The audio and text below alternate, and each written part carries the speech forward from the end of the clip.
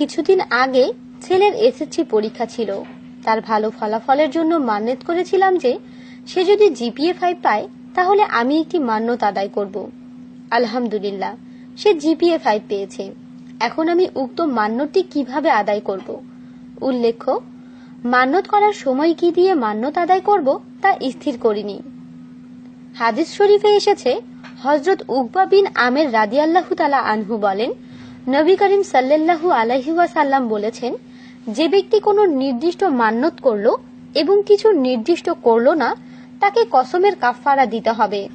মুসান্নাফ ইবনে আবি শাইবা হাদিস সুনানে বলেন, সুতরাং আলোচ্য ক্ষেত্রে আপনাকে কসমের কাফফারা আদায় করতে হবে, অর্থাৎ পূর্ণ আহার গ্রহণ করতে পারে এমন 10 জন মিসকিনকে তৃপ্তি সহ দুবেলা খাওয়াতে হবে, অথবা এর মূল্য দান করে দিতে হবে, কিংবা 10 জনের প্রত্যেককে এক জোড়া করে কাপড় দিতে হবে।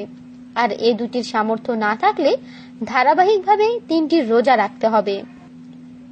আমাদের সাথেই থাকুন আর সাবস্ক্রাইব করুন।